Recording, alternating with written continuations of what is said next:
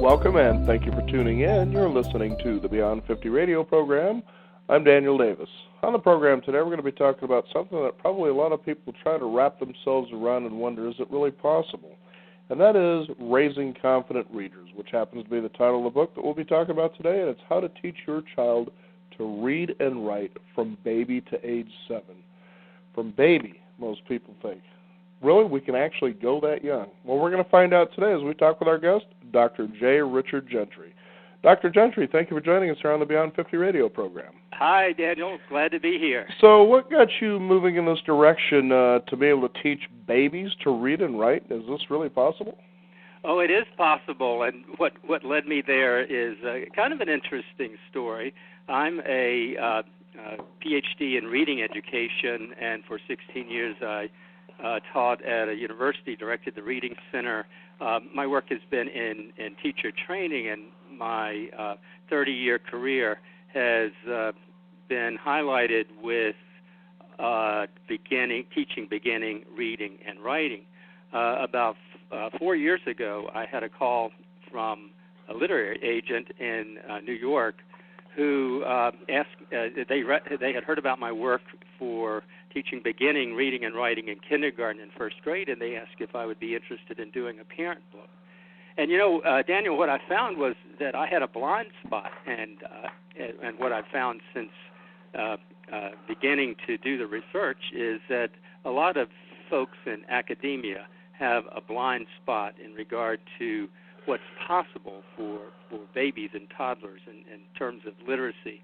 And it took me about 4 years to research the topic, and what I found is not a lot of research out there on 2- and 3-year-old babies, but I did find lots and lots of parents who are successful teaching their children to read, their toddlers to read, and I found that this whole notion of baby reading is time-tested and went back 100 years and found evidence of success with parents who were teaching their babies and toddlers to read. So it's been an interesting journey for me. I can imagine. I know that when you talk about 100 years ago, having 2-year-olds learning to read, is that even Dr. Seuss, that was his goal, was to be able to create books where children can teach themselves to read. And I thought, well, if that's possible, that here, let's say a toddler comes ambling along and picks up the Cat in the Hat, for instance, and all of a sudden starts looking at the pictures and kind of putting things together, that eventually they're able to learn to read, then how come we take so long in approaching this subject with children? Well, I think we've made a big mistake by waiting too long. The problem, as I see it, is that we do know that baby brains can't learn to read with formal instruction, the same kind of instruction that children receive in school. The brain's simply not well developed enough until about 6 years of age for the baby to have the stamina and the kind of reasoning power to follow adult lessons. But Dr. Seuss had a good concept, and what he might have recognized is that if we expose babies to literacy informally, if we make it fun, if we read aloud to them but go beyond that and do things like labeling around the room, and now even use technology to teach babies to read words, they in fact have a critical period of brain development when they can pick up reading much, I think, in the same way that they are able to do remarkable things like pick up 2 languages, say English and Spanish. We know that if you have a child from birth to age 3 and speak 2 languages in the home, by the time the child is 3 years of age, the child who can go to his English-speaking grandparents and speak home where they only speak English and speak English perfectly, and he can go to his Spanish-speaking grandparents' home where they only speak Spanish, and he's figured it all out. And so they're remarkable right brain capacities for picking up languages, and it carries over. I'm convinced it carries over into reading. So it's interesting. I often say when I talk to parents that if we wait, learning to read at 6 years of age is hard work for a Sure. non-reader, but for the baby or toddler, it can be play. Well, yeah, and you take a look at from, say, 0 to age 6. I mean, this is when the brain is just in hyper development, so you can see where something like this would almost be like necessary food, if you will, to stoke that fire to get it really raging. Absolutely, absolutely. We've recognized that with language learning. For example, well, just reading aloud to. I like your analogy using food. I often use that one myself. If you read aloud to babies and talk to them in positive ways, research shows us that in the first 3 years of life, their brains are taking in 10 million words a year as data or food. That's like food for this developing brain that grows a third of its size in the first 3 years of life. And there are just amazing potential for doing much more than we're doing in terms of encouraging very young children to read and write. Mm-hmm. Now, why are we so behind, as far as deciding the ages to more or less work with our children to read and write? I mean, what's going on there? You can kind of point the finger in some ways and say, well, it's our education system, but really, this all starts at home. It does start at home, and I think that's part of the problem. We haven't really recognized that the parent is not only the first teacher, but the first reading teacher. And, it's left us in quite a mess in terms of our school, in terms of school reform. For example, 43% of kids enter kindergarten who are not school ready. And when I talk with parents, I explain exactly what that means. It simply means that these kids come to kindergarten and they can't write their name and they can't tell about a favorite book. In other words, their parents have the notion that the teacher and formal instruction and formal schooling is the place where reading begins.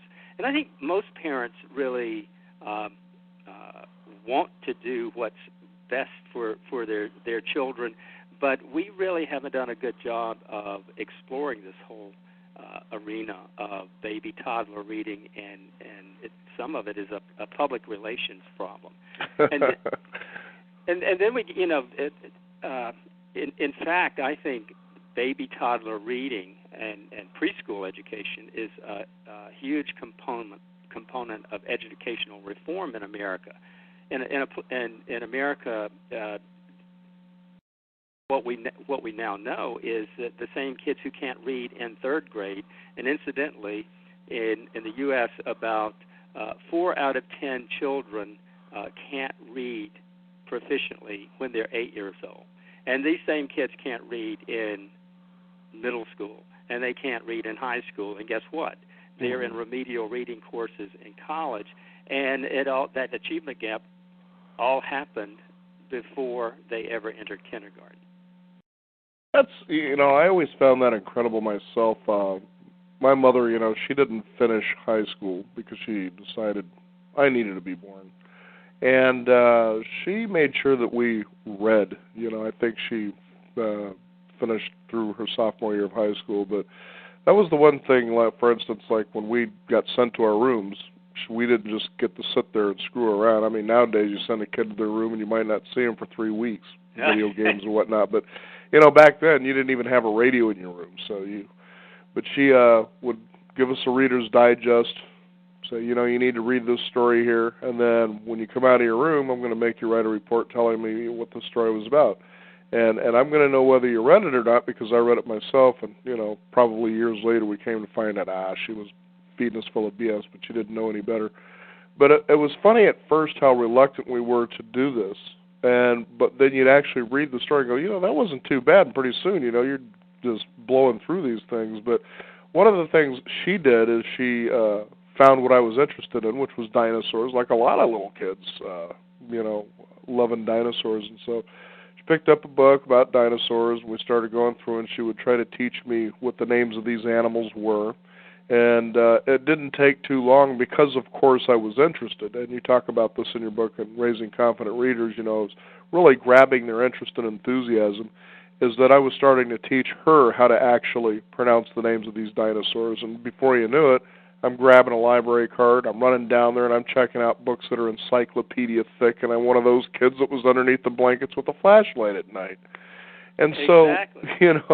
Before you knew it, as I'm in grade school, they had the Scholastic reading cards where, the pinks, the reds, the blues, those yes. showed the levels that you went to, and you would read a story, and then, of course, you were tested to see what your comprehension was and so forth.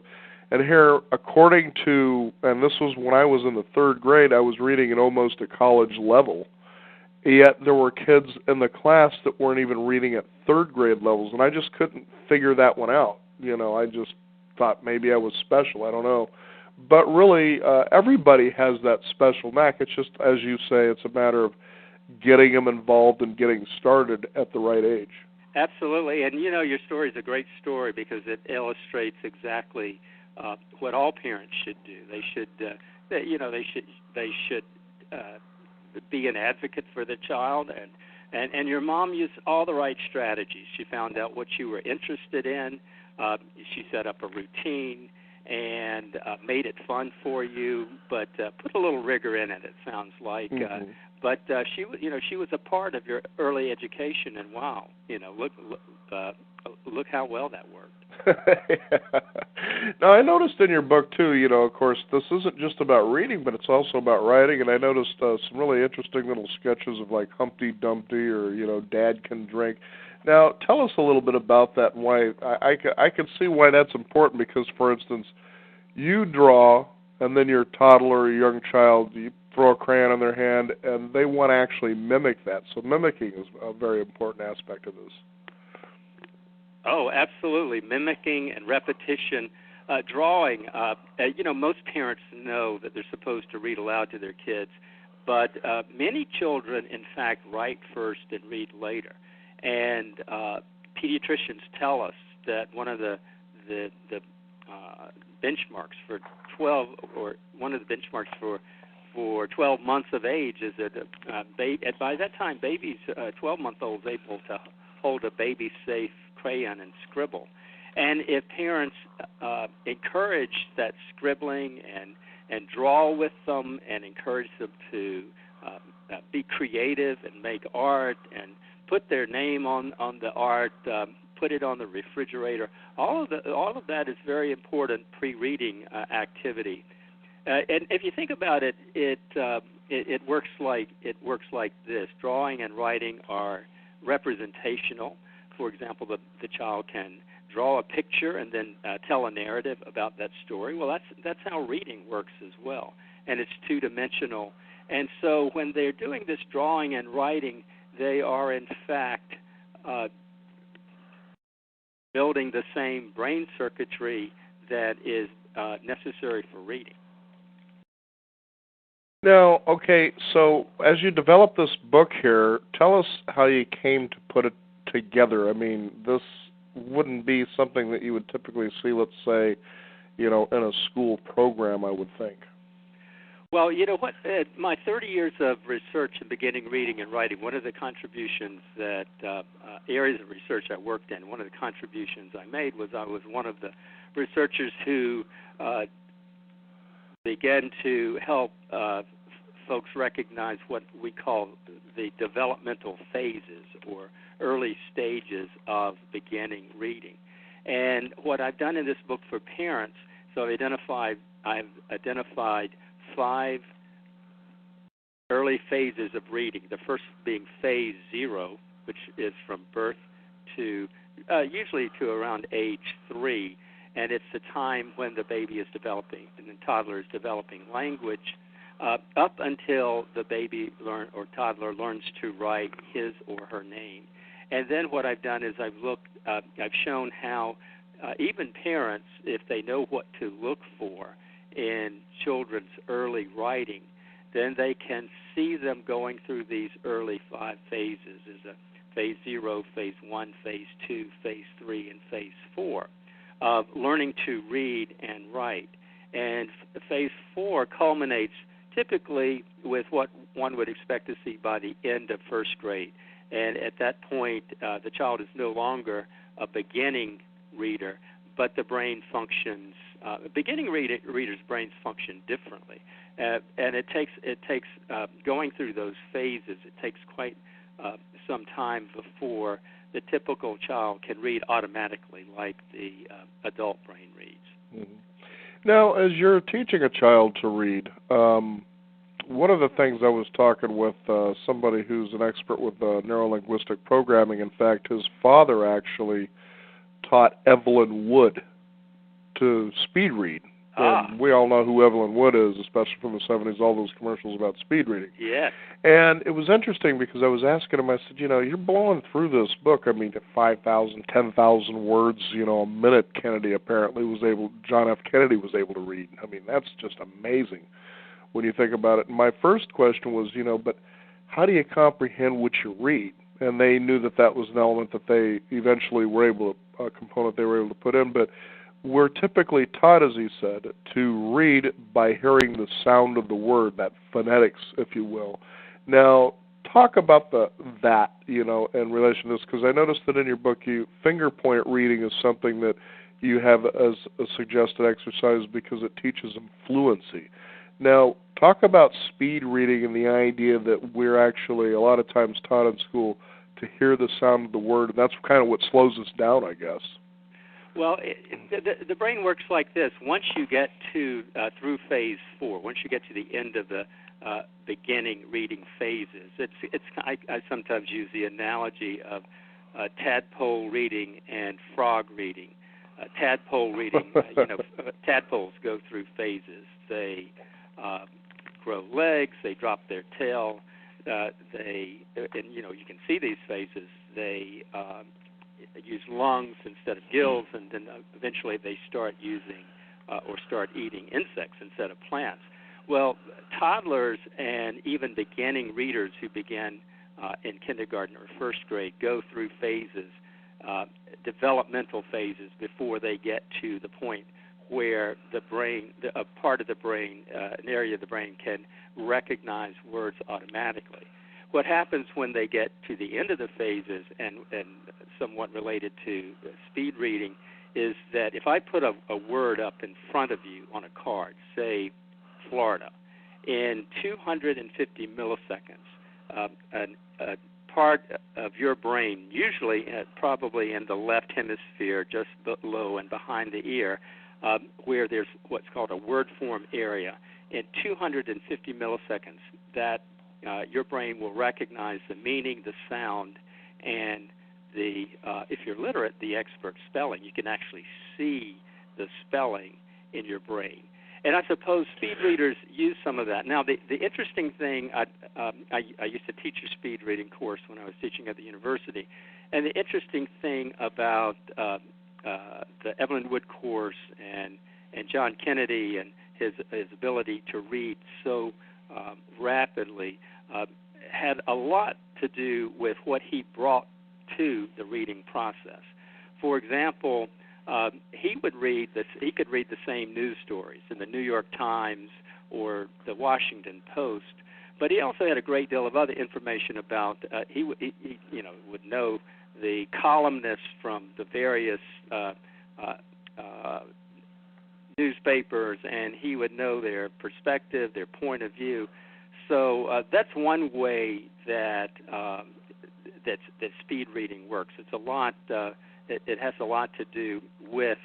I think in some ways it's a different process than our normal reading process.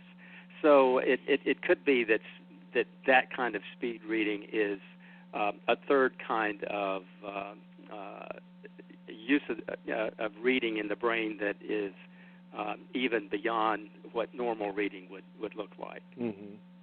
Now, you have the different phases in your book, and you actually have suggested reading books in each one of those phases, and I can see, part of why that is. But talk a little bit about that, if you could.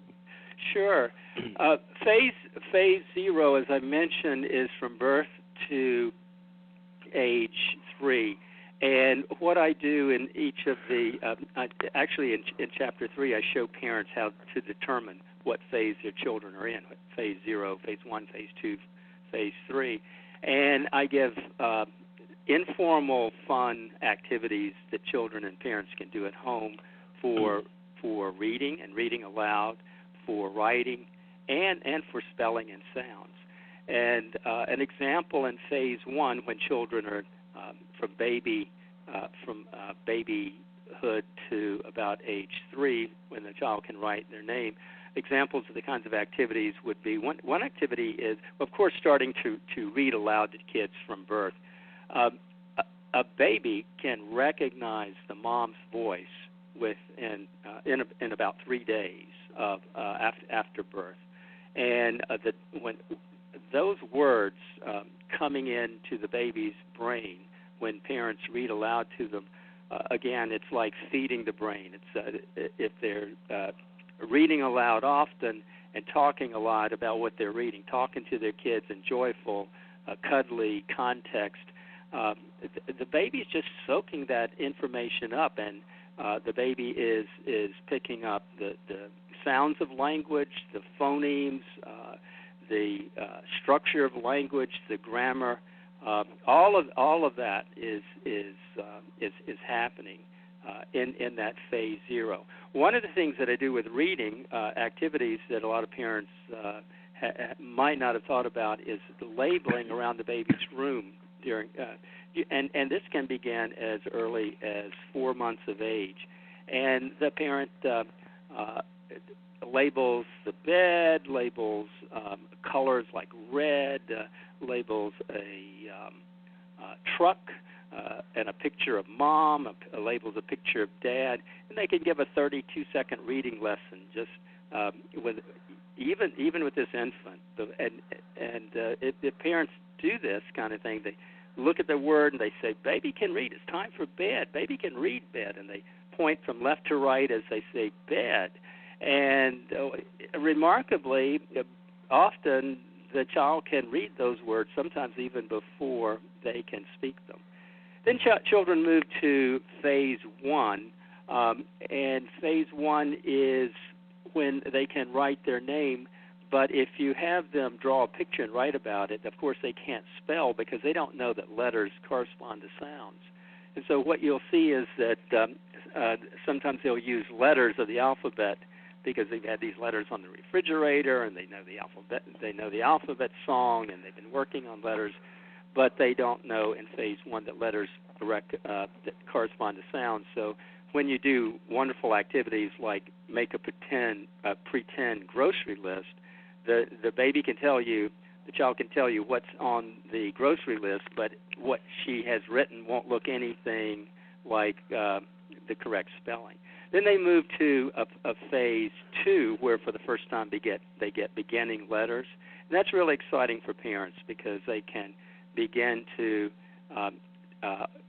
with these abbreviated spellings, that's like Humpty Dumpty might be HMTDPT, Humpty Dumpty. And with the picture, the parents can actually read the word. And one of the activities that I encourage parents with this is to do something called adult underwriting, and not in the child's writing, but under it to put the correct Humpty Dumpty, so that child can come back and look at the picture and look at the correct word, and they can often pick up the reading of the word in conventional English. Ultimately, they go to phase 3, which is that phase where they are able to spell all the sounds in a word, so that a word like bird might be spelled B-R-D. And finally, they get to phase 4, which is the chunking phase, which is very important. It's all wrapped up in all we hear about phonics, because the way English works is not a letter for a sound, but English really works based on chunks of phonics patterns or chunks of letter patterns. And children in phase 4 move into that chunking phase so that they are really built in that word form area, the left part of their brain. They have by now they have lots of words that they recognize automatically, easy like one-syllable words. And those words like cat, mat, hat. And they also recognize phonics chunks like at. So if they can spell at, they can spell cat, and they can spell mat. And it's not until that chunking phase that they're able to do that kind of really sophisticated kind of logical thinking about how English works. So that's kind of an overview of the phases. And again, at each of those phases, I've shown parents the kinds of reading activities and books and the kind of writing activities and the kinds of spelling and sound activities that go with each of those phases. All very fascinating stuff. I was wondering, Dr. Gentry, in your years of working with children, what has been the earliest where you've seen a child proficiently reading at a level where you just kind of left you scratching your head like, how was that possible? Well, it's remarkable. I see kids who are reading words. They're not sounding the words out, obviously, but they're reading words even before they can speak and before 12 months of age.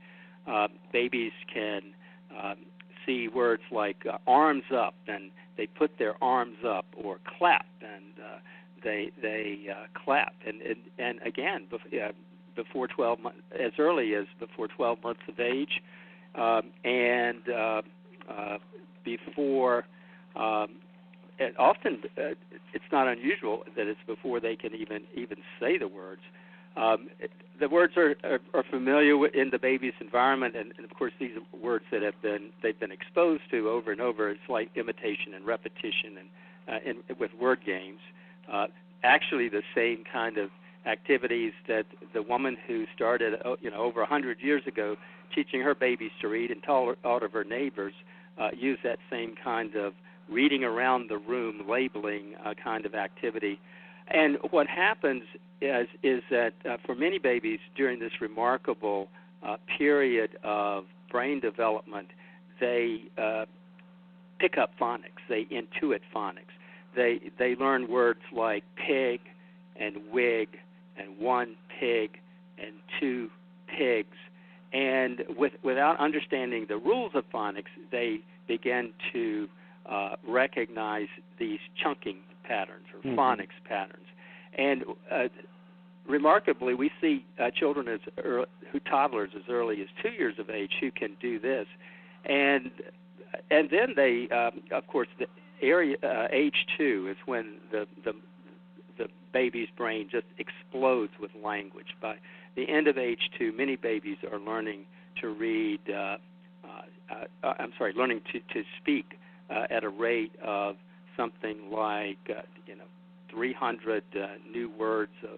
I forget my statistics, but 300 new words a day, or not 8 words a day, which is remarkable. And the same thing can happen with reading, and if they are early readers. And so it's not unusual for a child like Paul, who I worked with, to be able to walk around his neighborhood and he reads signs in the neighborhood that he's never seen before his 3rd birthday. And he goes into the pediatrician's office and he says, Mom, what does March of Dimes mean? This is a 3-year-old now, actually before his 4th birthday. And children like this often can read at fairly, remarkably sophisticated grade levels. So I've seen many children who are 3-year-olds who could read at, 4th and 5th grade levels, could could read Harry Potter, for Wow. example. So yeah, it's just amazing what they can do. Now, if you go to the internet or YouTube and punch in baby reading, you'll see lots and lots of examples of 2- and 3-year-olds who are doing, just remarkable things with reading. You'll even find kids, the 3-year-olds, who are reading the Constitution, the First Amendment, for example. Now they're not comprehending that the way an adult obviously would comprehend the Constitution, but what they have learned to do, but they're doing more than just parroting it. It's not just a parroting kind of activity. When those kids are given appropriate books like dinosaur books, something they're interested in, they do exactly what you did. They just blow their adult caregivers away. That's what they can do. Absolutely. The book is Raising Confident Readers. Our guest, Dr. J. Richard Gentry. Dr. Gentry, is there a website people can find out more about this? Yes. I have a website. It's jrichardgentry.com. I also work on a parent forum. Think of the word brilliant, and the website there is brillbaby.com. It's associated with a baby reading product. But the forum itself is a free forum for parents. And my book, Raising Confident Readers, Baby to Age 7, is available on Amazon.com. Oh, very good. Dr. Gentry, thank you for joining us here on the Beyond 50 radio program. Oh, it's been a pleasure. And keep up the good work getting the word out that parents are their child's first reading teacher. Absolutely. Raising Confident Readers, our guest, Dr. Gentry. Thank you again for being on the program. Thank you, Danny. We also want to thank you, the listeners out there, for tuning in. You're listening to the Beyond 50 radio program. Also, be sure to visit us at our website, which is beyond50radio.com. That's the number 50. Sign up for our free weekly e-newsletter, and also be sure to visit us at our blog as well. I'm Daniel Davis. Thank you for joining us, and remember, live your day past halfway.